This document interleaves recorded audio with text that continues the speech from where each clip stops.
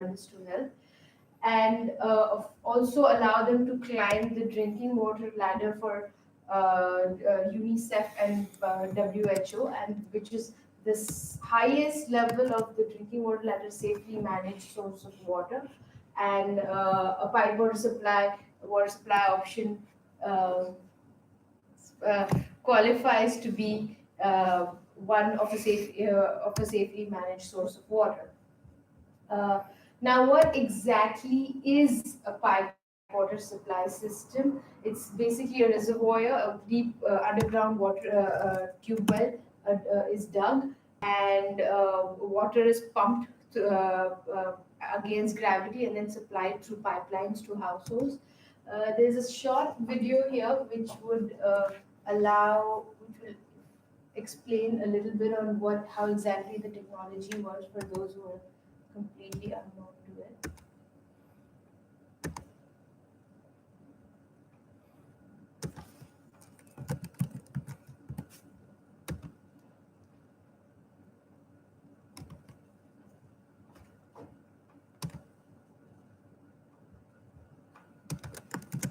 There's no word.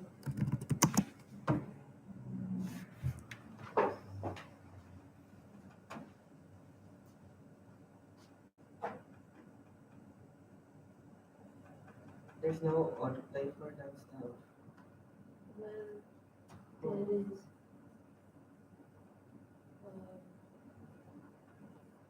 So what I did was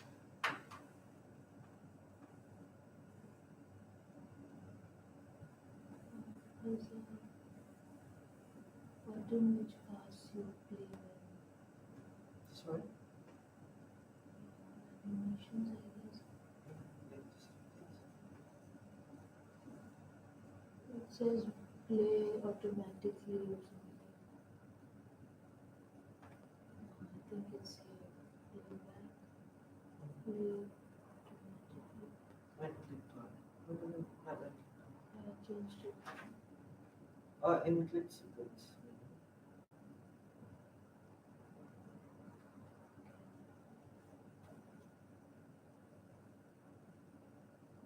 Okay.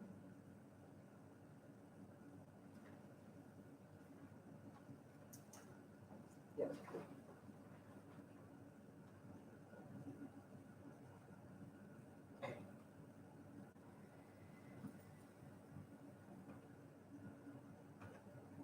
No, no, no. Did you put it automatically? Because automatic will just.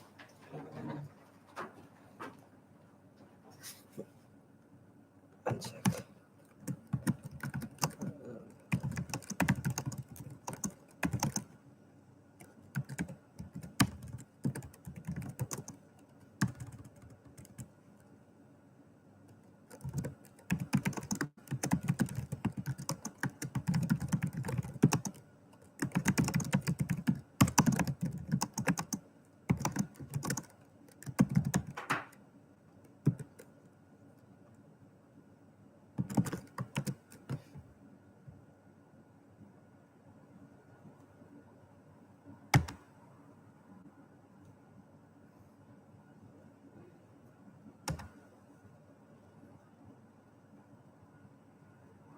It works now Okay. when it's not connected to HDMI.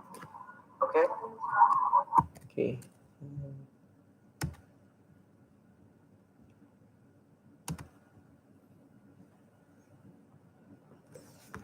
Yeah, so,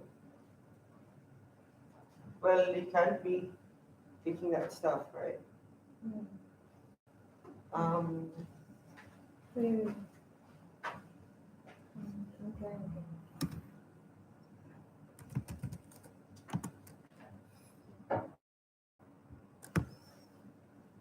Okay, that's. Can I make it just normal? Why does it have to go to this weird thing? normal what? Like it goes to this thing when I connect it to HDMI. Yeah, just connect. I just want it to be normal.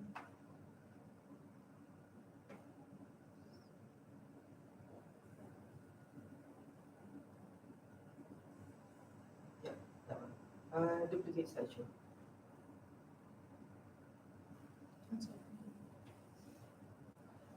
That's why I asked if you want my computer. Yeah. No, it's okay. Should I use that instead? Maybe it's safer. Let's use this. Yeah, you have your thumbprints. I just hope nothing changes with like that. Right now. Okay. But then, what? Do you want sounds for that? There's no sound. Oh, okay. Okay, so Are you gonna narrate the thing as well? yeah. So yeah, this is the pipe water system for someone who doesn't understand. Let's continue. Yeah. So water is pumped through the reservoir, and it is against it's stored in a storage tank, pumped against gravity and supplied to households via pipelines. Um,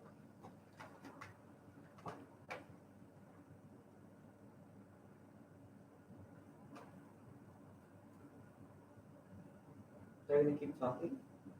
no, finish it. This is a bit long. Is that like gonna take away time, right?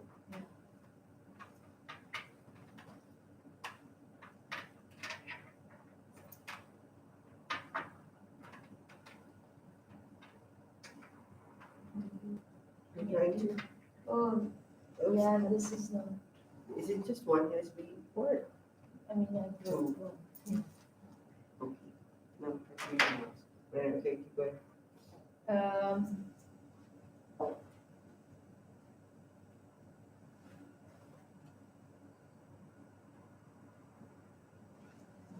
something sort of like this.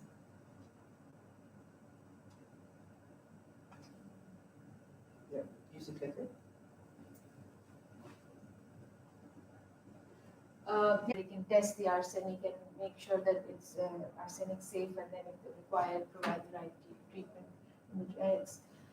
Now, the advantages of this system are, one is that it's very technically feasible in water stressed areas, especially in arsenic affected areas, in saline areas. Geographically, Bangladesh is a really complex country. There's salinity issues. There's also hilly areas and other problems. So it's easier uh, for this system to be assess is easy to be built in these areas rather than building tube wells where digging is very difficult. Another thing is the tap point delivery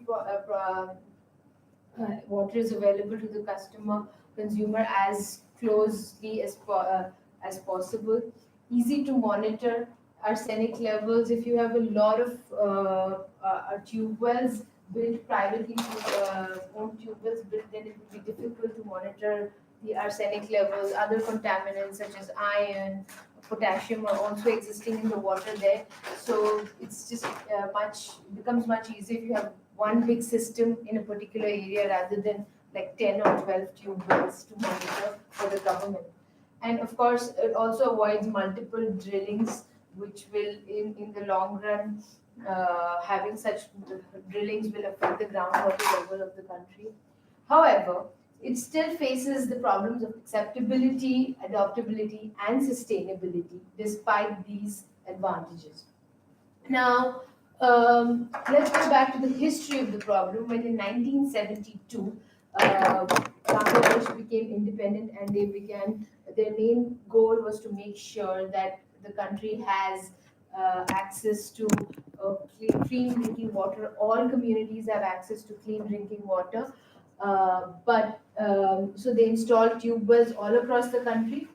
How and hand pumps all across the country.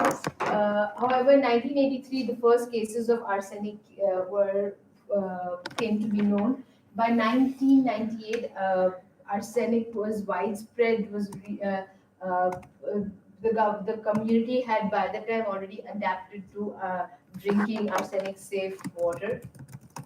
Uh, Now, urban areas has been able to integrate well with this problem, with this technology, but in rural areas, the technology still faces the issue of integration, mainly due to high costs. The cost is really high for building such systems, and that leads to really low demand. And it is much expected from the community to monitor the system themselves, so they have to take care of the operations and maintenance themselves, and I don't think they're not capable enough to handle the system on their own. This led me to the problem statement, which is that despite the efforts made by the government, these publicly financed and publicly financed institutional resources add to government budgets, but they're still not able to adopt and be sustained by communities. And that led me to my research question, which was which strategies can be implemented to increase community adoption and sustainability of pipewater systems to ensure arsenic safe drinking water in every rural household tap. Before I chose a methodology to tackle this research question, my first I had to go. I went through this pre-methodology phase where I kind of went through all the policies and regulations that are in place. The three main policies that were in place were the national policy for water supply and sanitation, and the sector development plan, and the national policy for arsenic mitigation. Now, from the policies, I deduced that the Department of Public Health Engineering was the main organization responsible for handling rural water supply for the country. And I also realized that the policies had recognized the need to move towards pipe water systems, but not enough priority was given. The priority was always, until recent years, given to having access to safe water, no matter what source of water you use. But in the recent years, that shift has happened. People now realize the value of pipe water systems because groundwater is depleting. And then another thing that was highlighted was that the union council had the institutional ability, but they didn't really have the capacity to handle participation. Thus, it was pretty obvious that the plans were developed outside the community at the central level, and participation was mostly viewed as consenting to these plans. And then, The clicker's not working.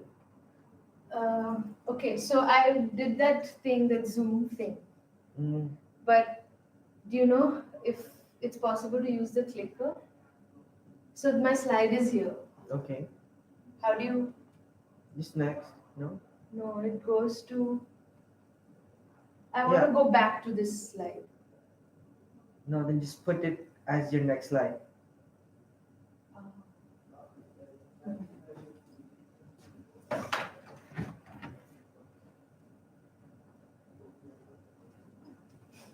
So,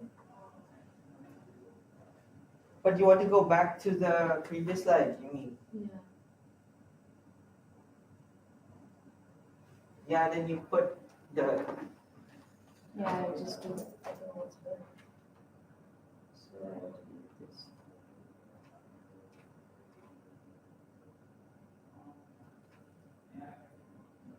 And then when I look at this,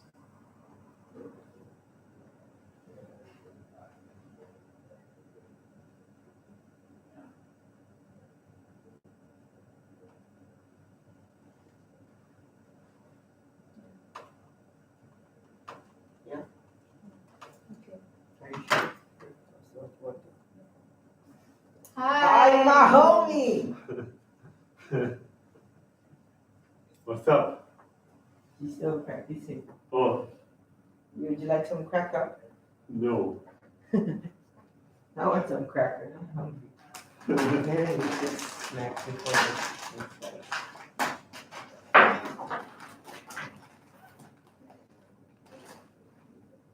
What's that? Welcome. Oh, nice. I'll sit here. Yeah. You have a card? No. Might try my fountain card works. You didn't give it yet. No, I think I'll just use the. Not will be my laptop. I'm just having one. Mr. Van der Rijt.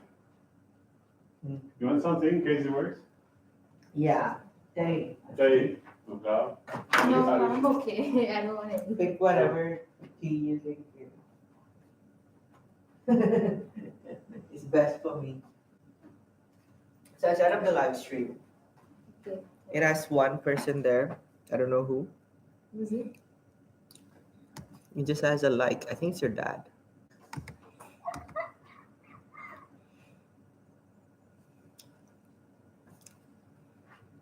So you want to use the, Huh? Yeah. but then the Skype would be an issue. So she hasn't. Maybe she just turns up because she just hasn't given me any details of hers yet. Oh. So it's not like I have a feeling she's turning up because she's just hasn't replied to any of my emails or my text even. Okay. Well then let's hope for that. So I'll just do it on the. Doesn't work. This Van der Rijt guy is of no use. Huh? I'll do it on Not useful. That's what I get for carrying a scratch with me for a month. Maybe it's already disabled. Yeah, that's probably fucking nonetheless.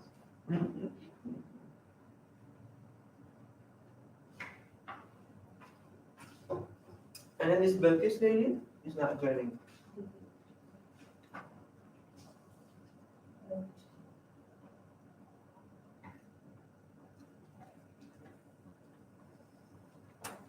Ooh. You ready? Arushi? Hi. How you haven't seen you in such a long Excited? time. Same. I'm nervous. Yeah? It's okay. Thanks. Okay. Okay, I just need to go. Kid What? never realized how crowded it is here in the morning. Picked up those bikes. Oh, You woke up so early, Costas. No, it's fine. I'm used to it. You still don't see. I'll get it downstairs. This has to be the earliest business I've gone to, Arushi. Yeah. okay. So sweet. Sugar? Name. A straw? Yeah, actually, I'm gonna go get Eight? But a sugar or a straw? No, 5-1. Ah, okay. No.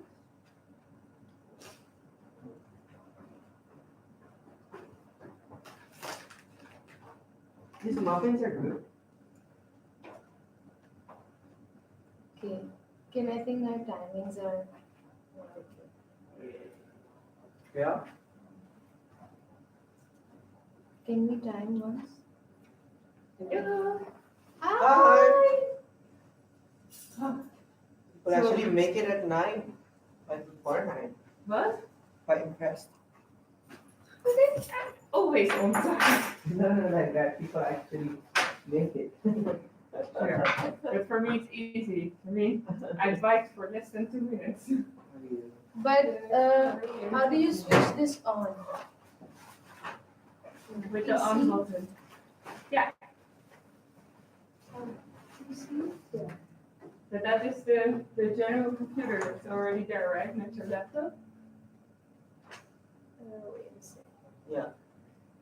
So you probably need to push another one if you want to do your laptop. I think she wants to do it. Yeah, I just feel like my laptop is. Not reliable enough. So no Skype. Let's see what happens. I mean, of course, You look good. I want to go see myself in the mirror. I haven't seen myself in the mirror. It's hot in here. Arushi is doing fine. Who is that person? Yo, don't What make is me it? nervous. Leave that person alone. Oh no, Who is then he it? exited. Who is it? Is it Zed? I think it's him only. I don't know because it How can doesn't you say. not see the name of this person? Okay, how does this? Because unless they go on Which chat. one do you want? What do you want? Just want to open my.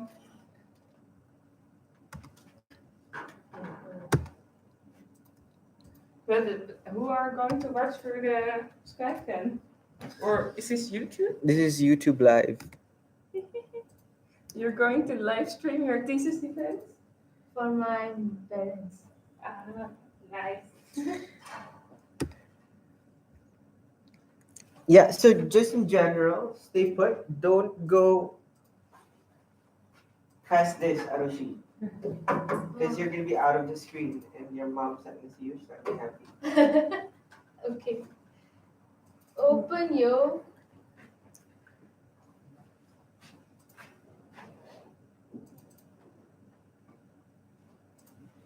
Doesn't work. Just drag it to the copy. Wait, it won't work. The Zoom stuff won't work on 365. Do you want coffee or tea or chocolate? Yin? I think Fred is getting everyone. What is Somebody's already dead. Yeah. I think that's what it I thought I heard something like that. What? No, just keep it. said. Arushi, I'm excited, man. I'm nervous. I'm super pumped, super hyped. Gonna learn some TPM stuff today, man. Not your level first. My favorite homie. Should I check that? Yeah, go back, go to edit. I want to see.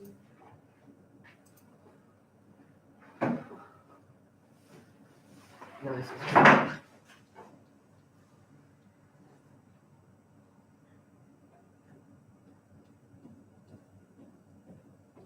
This is the one.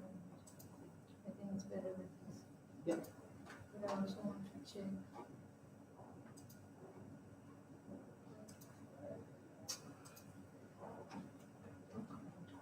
Does it go? Yeah.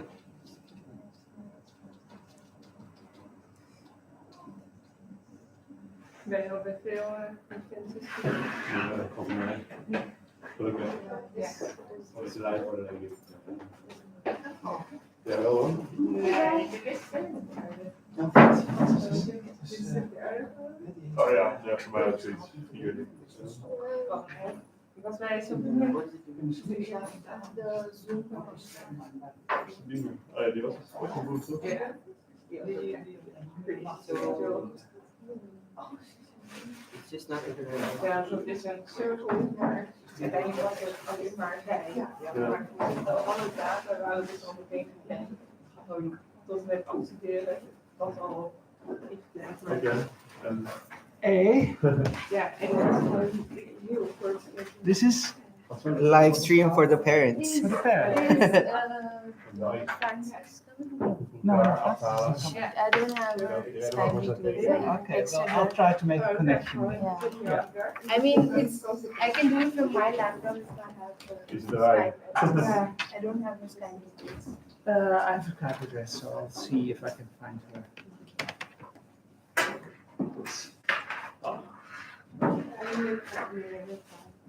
What is it feel to be graduated? Good. Yeah. Nice. Did you celebrate a lot? No, not yet. When did you defend? On Friday. On Friday. Yeah. Okay, great. Congratulations. Thank you.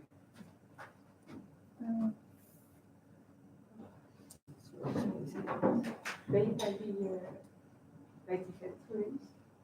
Nee. Oh. Dat was een vakantie.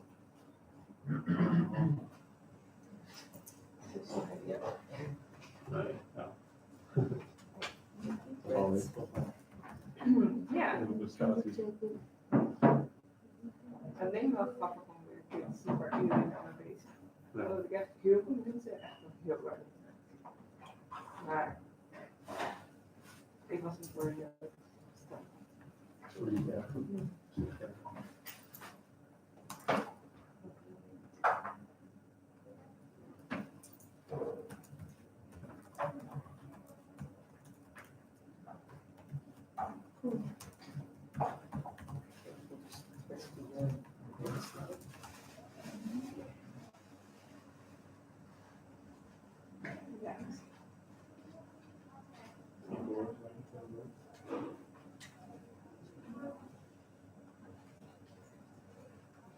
Kijken of ze het wil accepteren.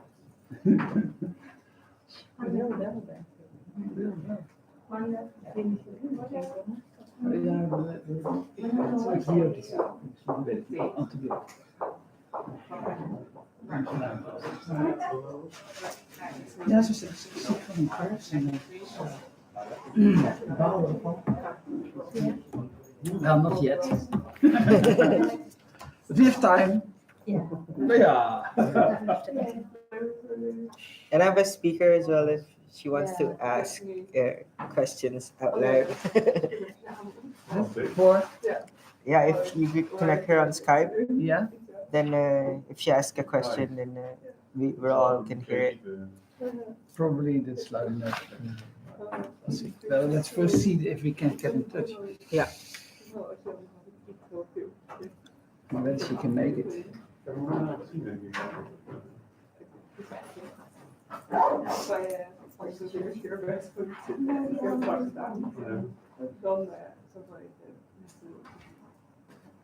Ja, prima. Wel benieuwd. Ja, tot nu toe.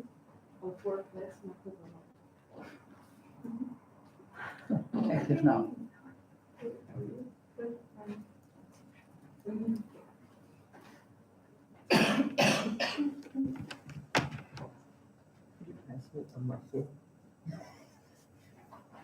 Dag Frans, dat is met Bert. Aha. Gaat het lukken om mee te doen? Dit is het klaar. En even kijken, ik zit op Skype. Ik zie mijzelf. Alleen maar. Ik hoor je bellen, maar.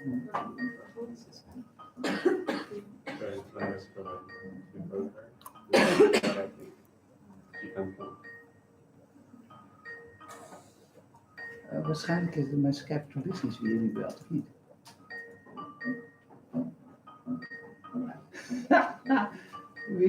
We're trying to connect, we don't see where.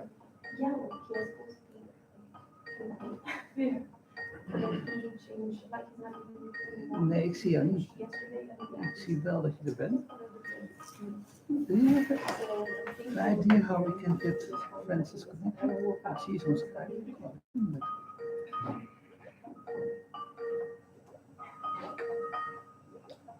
Ja, ik zie ook mijzelf in het beeld. Dat is het punt, we moeten elkaar in het beeld zien. Ja, maar dat is Ah, altijd, hier. volgens mij. Nee, hier. Als iemand nog niet heeft opgenomen, dan zie je Ja, nou.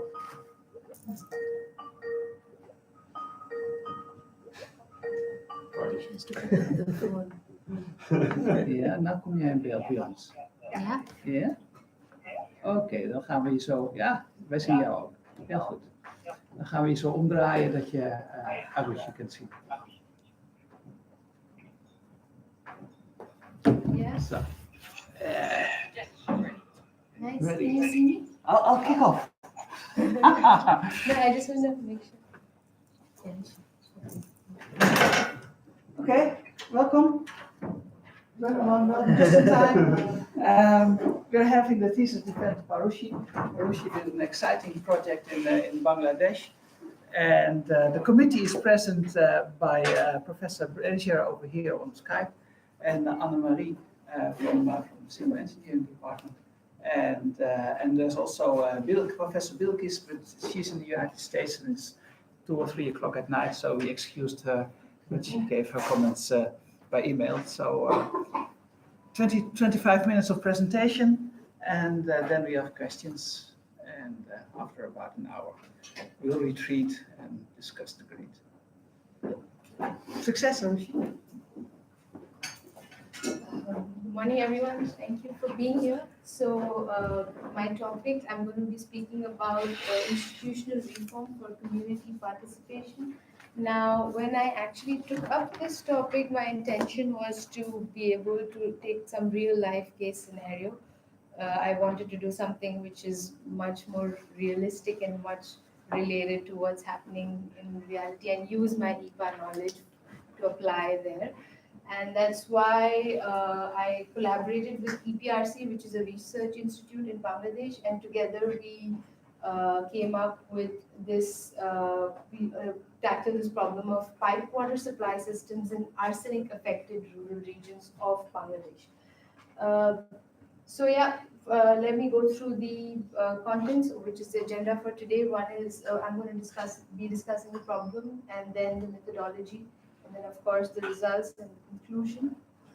For Bangladesh, actually the Ganga Brahmaputra Delta has this issue of it has one of the largest naturally occurring groundwater calamity, which is arsenic, which is released from the Himalayas, and then it is present in your groundwater. And Bangladesh is one of the countries that suffers from it. The government has taken multiple measures to, to tackle the problem with various technologies, and pipe water supply systems is one of those technologies. Using pipe water supply systems, adopting the technology as in nationwide would not only allow the country to fulfill its Sustainable Development Goal 6.1, but also the UNICEF and the WHO established a jump ladder for drinking water, and pipe water supply systems qualifies to be as the highest, the topmost uh, the topmost level for a safely managed source of water. So so you adopting a pipe water supply technology would allow them to climb the highest ladder of the jump. Now, before we get into the details, what exactly is a pipe water supply system? It's basically just a huge tube well is dug, uh, and water is pumped against gravity, and it's delivered to your households via pipelines. Compared to all other, most other pipe water supply technologies in Bangladesh, this is kind of the one technology where water is openly available to your tap, which is quite common here in the Netherlands, but not so common in Bangladesh, India, and such regions. So. It's getting more popular now, especially in the urban areas. And this is how the technology kind of works for those of you who are new to to visualize the problem. And and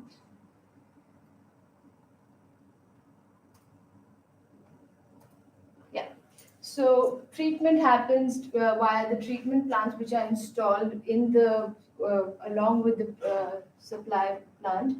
And this is how, for example, when I was there in Bangladesh, this is how they kind of fetch the water, and then you test the water for arsenic. Now, the advantages of the pipe water supply systems, one is that first of all, it's very technically viable in very water stressed areas where in a country like Bangladesh, there's a lot of other problems like salinity of water is an issue. There's hill tracks where it's difficult to dig deep underground and build tube wells. So this kind of a technology is very technologically favorable in those areas. And of course, tap point delivery, the consumer doesn't need to travel far to fetch water, so your water is available in your tap. And another thing is it's easier for the government to monitor the arsenic levels if they use this, because if you have like multiple privately owned tube wells, it becomes very difficult to manage and to see what it, not only arsenic, but there's also iron contamination, there's other kinds of contaminations in the water. So it's easy to monitor those levels. And of course, with groundwater being depleted, it avoids multiple drillings. Now, despite all these advantages, it still faces the challenge of acceptability, adoptability, and sustainability in Bangladesh. To understand this, let's go to the history of the problem, which is firstly in 1972, when the country got independent, the main focus was to make sure that everybody has access to water. So they built tube wells, they built hand pumps, and that time the arsenic issue was not really well known, so it didn't come to light until 1983 when the first cases of arsenic were discovered. People saw like health hazards on their skin. There were problems of skin cancer.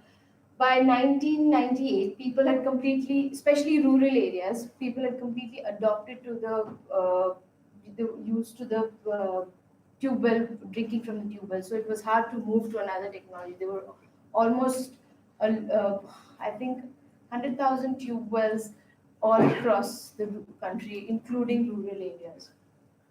So urban areas now it has managed to integrate the technology, but in rural areas it still faces issues mainly due to high cost, low demand, and self-monitoring.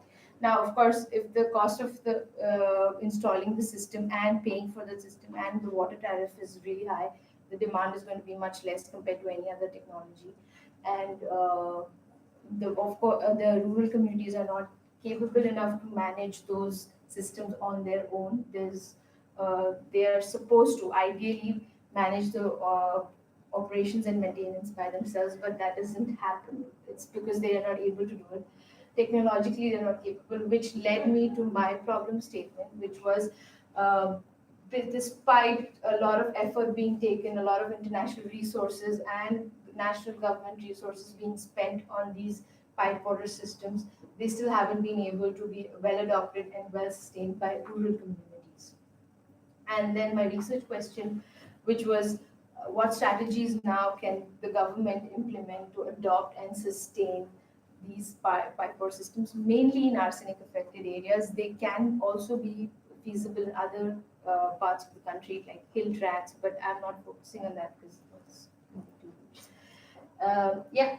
So now, before I chose my methodology, I kind of went through this pre-methodology phase where I looked into all the policies that were in place. There were three main policies that I studied. One was the National Policy for Water Supply and Sanitation, the Arsenic Mitigation Policy of 2004, and of course the latest policy for water supply in 2014.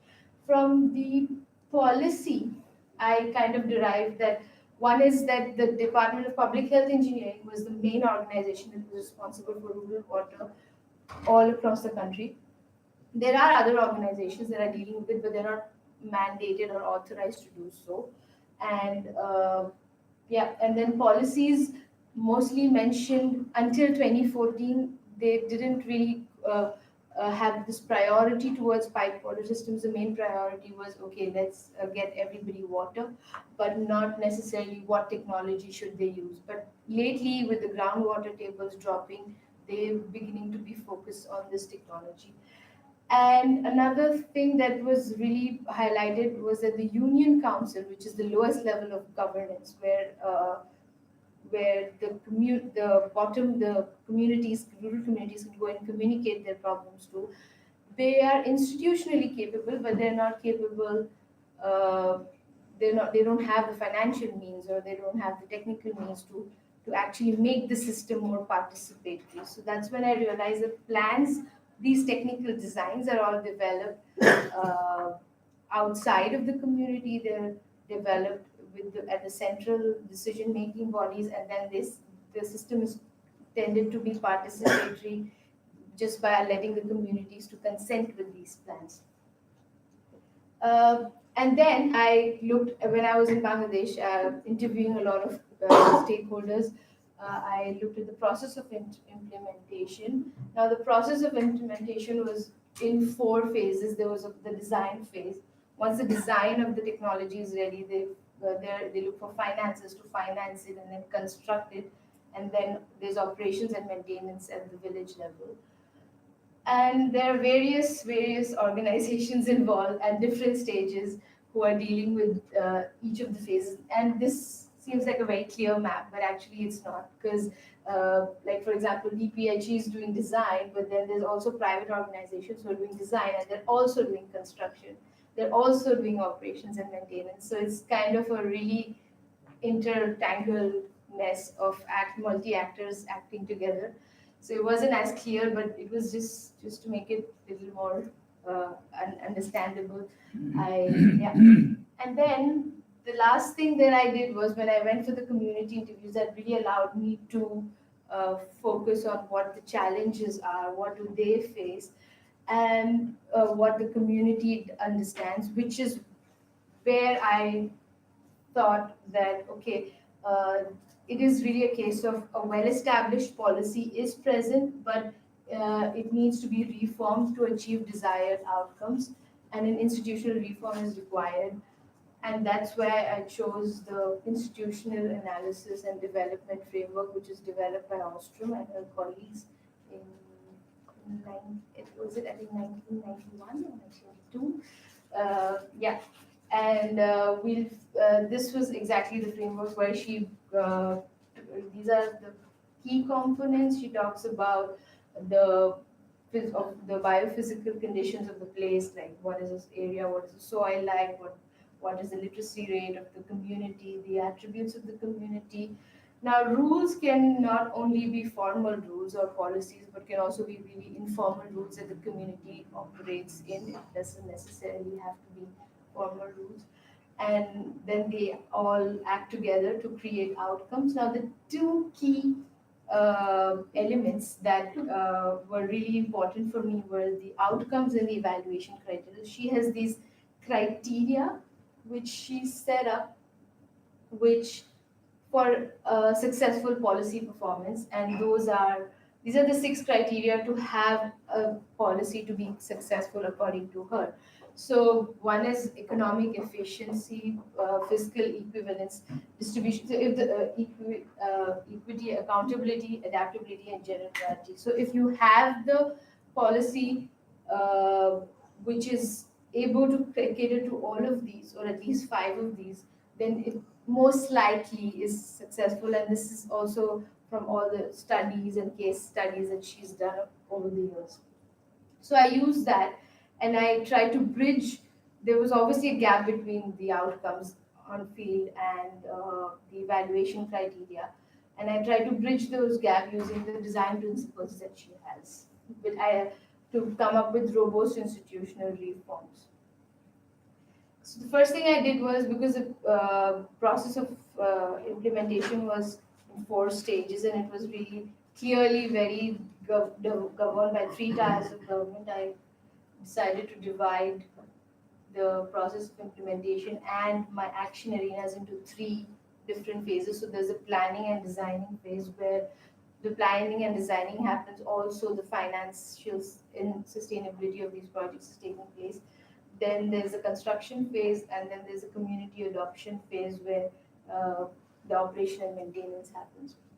I'll just go into not a lot of details, but a very few specific things which are important at each phase.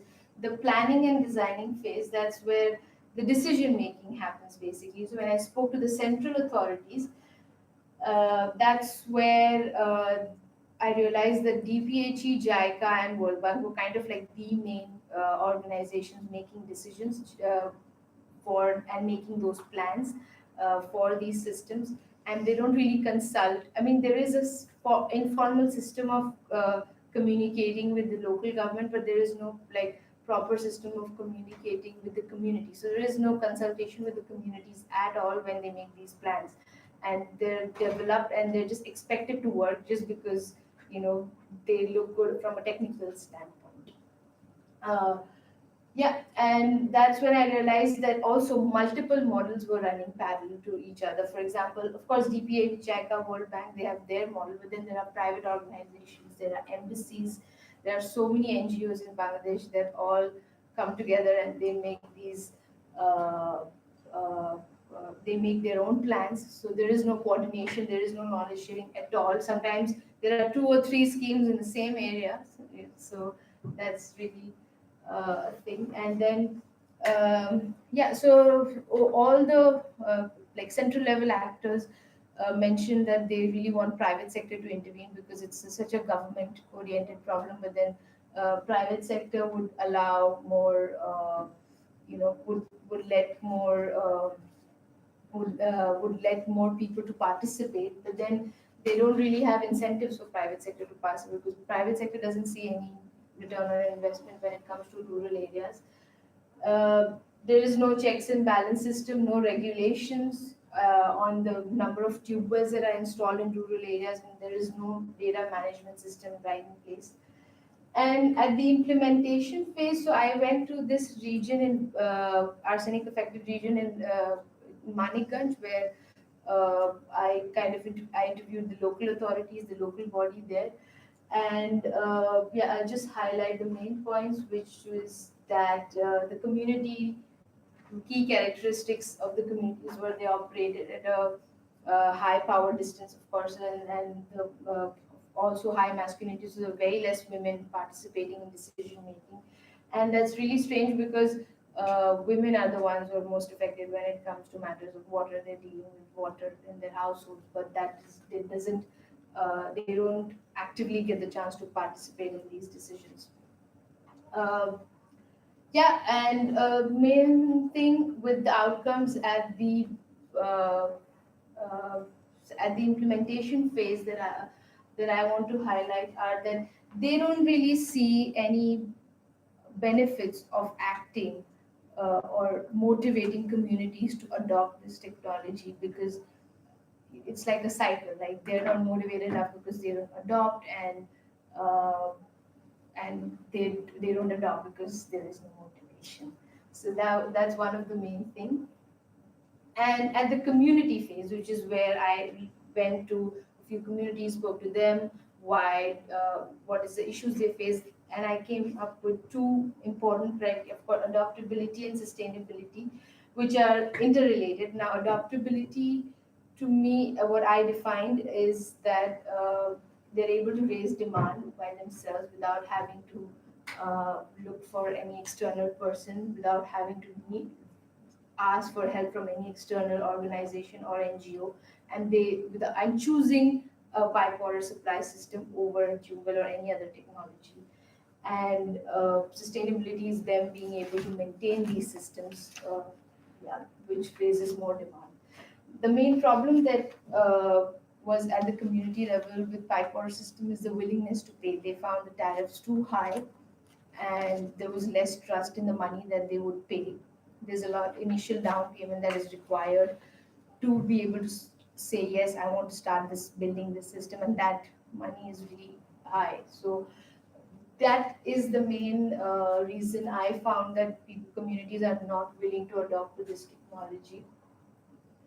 Yep, and of course, there's issues of high power distance and high collectivism, high masculinity. People, there is very less women who participate in these decision making, and it's more also like, oh, my neighbor has this, so I'm going to also use a tube well. If my neighbor has a porous system, oh, maybe I should also consider that. So that is there, and yep. Um Now, the issue of sustainability, I described it as a something which is like a NIMBY principle, which is not in my backyard principle, basically. So everybody who I spoke to said, "Oh yeah, it's the person who's built it is responsible for it, and the person who built it says it's the community who's responsible for it because it's for them." And then if I spoke to the contractor who built the system, then he said, "Yeah, it's not my job; it's the job of the community." So it's kind of like you're just throwing the ball across the court and nobody wants to take responsibility, and then these systems are left abandoned. Yeah, now the results from the IAD, I just summarized them into this kind of graph, which says that at a central level, there is quite some accountability of actions that actors take, but and there's also high morality because it is in a very central decision-making setup, fairly high morality, but then the adaptability of these plans, the economic efficiency, and the equity is quite low. At the local level, adaptability is quite high because they're able to change things based on the community reactions. But then they don't have accountability. Morality is quite low. At the community level, again, everything's quite low. So because they don't have the capacity to handle these systems at all.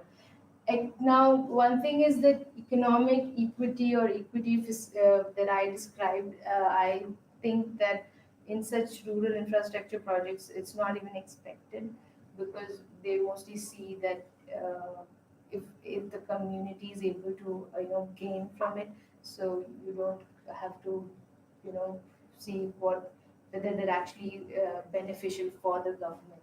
So they kind of tend to ignore that fact as long as the community is able to adopt it and benefit from it and not leave it abandoned after some years. And yeah, the main design principles out of eight, I chose three which were most applicable to my case.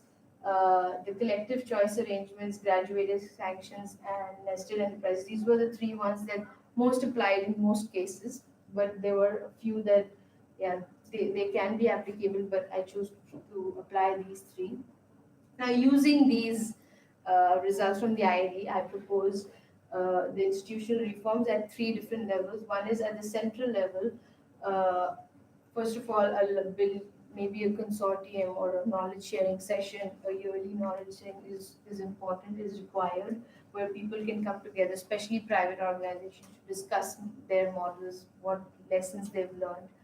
Allow the local DPHE to change plans, which is not happening right now because the local governments are not able to, uh, they don't have the capacity to change these plans based on the situation of the community. And incentivize the private sector, which is not happening right now. And and also another thing that was quite important, I felt, was to be basically emphasize the roles of women in the policy can change those things. Local level, it's going to be a very like what the process of getting this data from the communities uh, is very tedious and it's outdated, and I don't think it's also very efficient. So with the current IT state in the country, I think it's really possible to build a very good data collection mechanism, such as those apps that you have with it can be much more widely integrated if the government enforces it or private organizations adopt it, and that can really help. And that allows to study behavior patterns, the preferences and the demand patterns. And another thing is with determining willingness to pay. I think right now is just quite a straightforward tariff, and then when you determine the willingness to pay with by the help of income levels, then you're also able to take into account the communities that are not able to pay or abilities to pay are much lesser.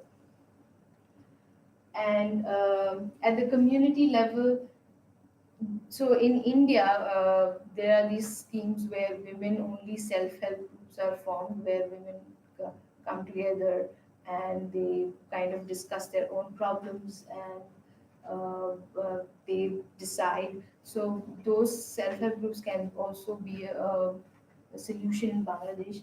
Uh, Along with that, this microcredit system is basically like you save every month as a community, and then if somebody needs loan, then you just let out that loan from within the group in the village itself for a particular time period. And those microcredit systems can be tested to see if they work well for paying water tariffs for these pipe water supply systems.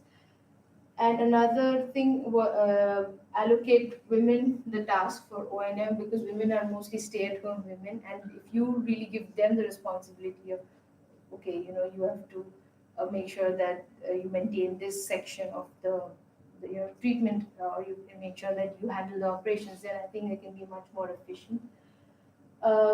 So to conclude, what strategies can ensure arsenic safe adoption of water in every rural household? The main thing is one size doesn't fit all. There are different communities, different preferences, different ideas. So if you just have a plan at the center and you push it down to the bottom, it will not work. Make those plans adaptive. Build a strong data management system and determine willingness to pay based on income levels. And of course, rural areas, they also need to regulate the number of tubers that are built. Now, serving the purpose of the client, so the issue and method I used to tackle the issue, which is institutional analysis. It allowed me to work within the current framework of policy, so I'm not coming up with something which is going to be very difficult to integrate with the community. It is also feasible with whatever the stakeholders have responsibilities, and it is well tested in similar conditions. Like, for example, uh, at the community level, some of these schemes, microcredit schemes involving them in constructions, they've been well tested in some areas in Africa, some areas in Philippines, uh, and they're also sensitive to cultural attributes. So it really allowed me to solve the purpose of the client. And scientific contributions, so institutional analysis of the rural water sector, I didn't see anything that I could find that has been done until now. And it also a similar IAD has not been applied to a pipe water supply system. So yeah. Um, Now, recommendations for future work. One thing that I think was a kind of a limitation was that my sample size was really small. I just went to one or two community areas, and maybe increasing the sample size would really allow better understanding of what communities want, and that could also allow behavioral choice modeling, which can be a very interesting thing to study from an EPA standpoint. And an agent-based model can be really also an interesting thing to study. Now, the institutional reforms that I have proposed have also not accommodated how motivated these actors are to carry out those actions, or what are their abilities, not only institutionally but, for example, financially, they're not able to carry out these activities. So it would be nice to add MOTA to the situation in the future to kind of understand how feasible are these options.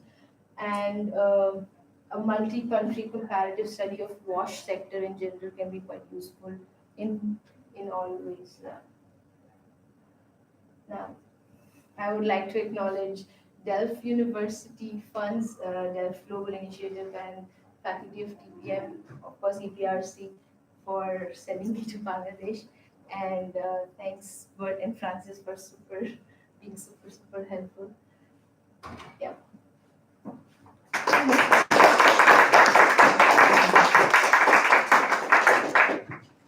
Well, thank you for a nice presentation, Arushi. It's your opportunity to ask some questions, and I always joke that the more questions you have, the less time we have to do nasty things. Yes, please. So in your conclusions, you said that decentralized decision making kind of Yeah. in the second bullet point or something. This Yeah, one? I think the second bullet point, you're kind of suggesting a decentralized kind of approach to this. Yeah. How realistic do you think this is actually to enforce in the current scenario there? So it is quite realistic in the sense that with if you have private, and also because the government and the people that I spoke, like World Bank and JICA, they really want it. They want to have responsibility. That's why they're looking for private sector. They're wanting more private sector intervention. They're handing over these jobs to NGOs. So they really want to get rid of, not get rid, but kind of give away this responsibility. But the problem mainly is not that it's realistic in the sense that there is no capacity. Like at the bottom, there is so many less people that they can't handle this. There's a particular a union has like 30-40 villages, and that's like 20-25,000 people. Just two people sit and handle 20-25,000 people. Not only water supply, just entire wash sector, there's sanitation problems, there's hygiene problems. So I think with IT, with the data management and these data collection mechanisms in place, a lot can be done to handle this problem of uh, less capacity, because you don't need so many people to collect data. You can, like, most users have smartphones. It can be utilized in a very effective way. But I think also UNICEF is trying to do that, but it's a very, very preliminary stage, so it's going to take a while. Question. I think it's two or one slide before this one, when you said the React Hub. So, Yeah, so you see then in the bottom, the community level, women-owned self-help groups. yeah. But you see that the problem is also that it's very masculine structure, and this is one solution, but still how, like following the same idea, okay, how would actually work? Because it's, you can find a gap and say that women should be there. So I read this case study which was on Indian system, which is a similar culture, where these women NGOs kind of come together and it was about handloom, because in we have a lot of handicraft work that go and women are good at that, so they assemble these women and they ask them to stitch these things, and they are able to collect money when they sell this, and this money stays in that group. It's like a financial managed group. And then whenever somebody from the community requires money for example, like water or like building some construction work in their house, they can take that money out as loans and then give it back when they want. And it's very community operated, so nobody's like, they need one or two people from the NGO to initiate it, and once they've initiated that group, they leave, and then the group continues because it's money, like everybody wants to save money, so it's easier for them to handle it themselves. So what I'm saying is, because if you pride it in the policy, oh, women should participate in this, and it's not going to happen because there's so many people, that the hierarchy, the system is such. But if you initiate these really small tiny groups, and then they're able to continue it themselves, so they don't really need an external intervention after some point of time. That's what I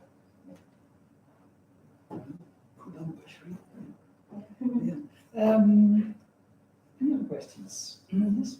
A couple of slides before, the central government, you said we will incentivize private sector. Isn't that what they're already doing right now? not Not really. So this private sector came into being, I'm not sure when. It's a very recent model where they want to let private sector take up. And what happens is 30% is invested by the World Bank or any organization that's funding it. And 70% is invested by the World Bank, and 30% is what is required for the entrepreneur to invest, and then the entrepreneur gets this money back in the form of water tariffs. But I mean, there is incentive, but how attractive is it for them to actually go and set up this pipe water supply system in a rural area when they're not sure? Sometimes communities won't pay households, so they're not sure, and that time period is like 12 years to get that money back. So if you really want the private sector to act, I think they have to come up with something better than this model. Okay, final question, yeah? Yeah, I have a question about the pipe water system. Did you only look at that, and why did you then choose that system and not another? Why did I only choose this system? Because so I started with Delta P, and they only looked at pipe water supply systems, and then kind of my whole focus was towards pipe water systems. I mean, there are other technologies, but yeah, I just chose pipe water systems. Okay. And if you really want to know, I can tell you all the details about why we think pipe water supply is the best option. Okay. So there are good reasons for that. Yeah. So Annemarie, you already have the floor. Civil engineering, the department. Yes. Thank you for your presentation and for your thesis and your hard work, of course. I have multiple questions. I'll not pose all of them to you, but they are a bit on a higher level. First of all, a bit following up on the questions already asked, do you think that the local communities are fully able and willing to take up the pipe water supply system and organize everything themselves without any outside involvement? No, of course not. That's the main problem. They're not able, and I, th- I think more than willing, they're just not able. And yeah, but then what I'm saying is that you have to kind of initiate that process and then leave it to them. So what happens right now is, I think you will agree, is that the community, the plan just comes to the local DPH, and the local DPH says, okay, we need to build this scheme, and then the scheme is just constructed. And yeah, there is no bottom flow of information at all. So to make them able, there needs to be a lot of training, of course, but there also needs to be a lot of uh, initiating it in the beginning for them, like, oh, this is how it works, and then leaving it up to them to decide what they want to do or how they want to choose their operator, not let the chairman choose the operator, whether they want a contractor or they want the local entrepreneur to build it or they're able to handle it. So these things, and I'm not really proposing that the community themselves should handle these decisions, but with the help of the union, the chairman and the local EPG, it is possible. But right now, what happens is just boom, central comes. This is what we're going to build. This is what we're going to have. So that's. Then another question, if you look at the Dutch history, how we got pipe water supply, and if you look at the urban areas in Bangladesh, how they got pipe water supply, it's mainly enforced on them. There Yeah. was no, all other options were gone, this is what you get, deal with it. So why in your presentation, it was all about acceptability, adaptability from the local people. Do you think that is the best way, or that we should just enforce it to them, remove all the other options and deal with it? I think the way to enforce is to stop tube wells. It happens in the urban areas, and I think there should be a way to have for it to happen in rural areas. Because, like for example, Manikganj, everybody said that, oh, the water is drying from the tube well, water is drying up, but still they have tube wells. And then they find a new spot where there's like little more water, and then the tube well happens there. So if you regulate that, then it won't happen. And then I also posed the question to a lot of people, including the World Bank, Mr. Arif, and then Mr. Walid. Both of them said, oh, yeah, we agree it should be there, but then it's also a matter of leaving them with no other choice if tube wells are completely gone. But then, yeah, why not? Yeah, that's my personal opinion. You have to take this action at some point when there is no water in the ground to dig up. Then why not? The problem will solve itself. Yeah, I mean, not part of the problem is you're removing the option. You're not saying take just this, but yeah, you're not giving them the option of the tube well, which is kind of, there is no other. I don't think there's other, like for example, rainwater harvesting systems. They're good, but there's no other competition to pipe water systems other than tube wells. So yeah. Do I have room for one more Yeah, question? final one. Oh, yeah. It's a bit of a hypothetical one. What do you think is the biggest contribution of the work that you did for safe water supply in Bangladesh? The framework and all the viewpoints all collected in one thing. I think that is not there. The application of the institutional analysis framework in the sense that I have opinions from very important key actors in most ways, and they're not there yet. Like I don't think even EPRC, I'm sorry, even they have that entire collective knowledge. Of course, everybody knows what's going on, but just having opinions from GNGO, the World Bank, the JICA, for example, and bringing it together into one place is quite a start to collective decision making. I agree, but who should then use it? Who should use the I think it should be the DPH. Yeah, because they have that means to initiate these actions. There are so many organizations there's like so many NGOs and so many research institutes. They can do whatever they want, but then I don't think it would have that kind of impact unless the DPHE kind of has this standpoint and says yes, let's come together to do this. Okay. Well, Professor Brazier, floor is yours. Let me put the sound back on again. Thank you for your presentation. This is what? Yeah, but you have to. Francis, can you hold for a minute? We need some more noise. Yeah. It's Bluetooth. This one at least I can put up. Just Huh? to choose the If you click on start Start. and then choose Bluetooth. This? Yeah, and then just type Bluetooth. Is this gonna work? Oh, actually, it's louder now. Okay. We'll try it this way. Yeah. Okay. Okay. Yeah, this works. Thank you for your presentation and keep it done. Yeah. You are now Minister of Water, Bangladesh. And you don't like the World Bank 20%, 30%, you don't think that's working. What would you do? You have 6 months. 6 months. Yes, and you're to decide what the policies to be that they will enforce when you're gone.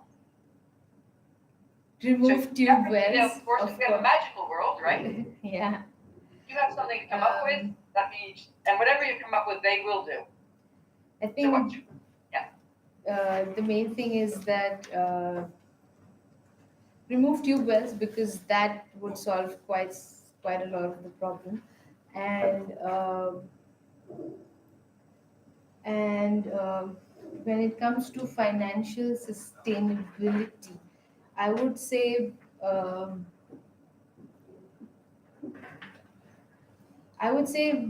in my I also reflected on my thesis, which said that maybe this private sector intervention is not so much required and not so much necessary, and we don't know where it's going to lead to.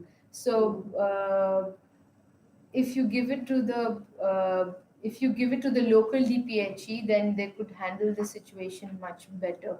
So again, so rather than I'm the Minister of Water, I would let the local DPHE choose what kind of system they want to have, how many people they want to involve, how many households are going to be there in that system, and and whether it should be a entrepreneur or a contractor to build that system. are the current DPHEs qualified to do this? Do they have the right people there to do it? I think they're qualified engineers. They just don't have enough people. And then if I was the Minister of Water, I would just give them more people to do it. Okay. But I'm surprised you're not saying something about representation of women in the Oh. DPHEs. So you now have I all think- power, right? You want to set up the infrastructure, you want to set up the organizational infrastructure to make this possible. I think it's already there. Like this, there is 30% representation of women in DPHE, and again, culturally, I cannot just say that just represent women and they're going to be there and out there, and in 6 months things can change, because this is such a gradual process. It just can't happen You can dictate it. We've done that China. in China. actually, we've done it in the Netherlands as well. Our supervisory boards had to have 30% women representation, and magically it happened. Yeah, I So mean, it can happen here too. it's there on policy. It's not like it's not there, and it's still not happening. So what? So I mean, how can you change that? It's going to take some time. Sure, water. Yeah, but I still don't think that me in 6 months can just get women to be taking decisions all by themselves. It's not only about allowing them to make decisions, also about mentally having them, making them self-sufficient enough to take those decisions. Which, even leaving aside men, they themselves would need to feel empowered to make those decisions. And Okay, so I understand you now saying you think shouldn't be central, it should be more centralized. Should there not be some type of control or monitoring of what's happening then? So you want to have it more decentralized. You say, okay, the DPAGs should be the ones that are responsible for the water situation, so they can at least look at the local situation and come up with better solutions. right. But I can imagine that some DPHEs will be better equipped to do this than others. Yeah, So should there not be some type of control structure in place? but there is already kind of a control structure in place. For example, if they You just changed it. You just put, it's all gone down to the DPHE. You're the magical minister of water. Yeah, so I think local DPHEs can take help from the local governments. Like there's a part, DPHE is just for water, but then there's also local LGIs, which is local government institutions, which are basically district government authority of that particular district. And if they feel that they're not able to handle it due to whatsoever reason, the first person or the first organization that they should be approaching is these LGIs. Yeah. Okay. And now, magically, you've become the researcher. What is the most important thing for you to do now, given unlimited funding for research? What should the next thing be that happens? Unlimited funding for research. Good question. I think if I would rather spend that, I mean, I would rather partially I would do a really important cost benefit analysis of all those water supply systems that are there, and those cost benefit analysis can not only be from the government perspective but from the community perspective, to kind of get results of what is more favorable and what is not more favorable. And then I'll use part of that money to actually implement stuff. So I don't want so much money for research, to be honest. I would rather be more practical.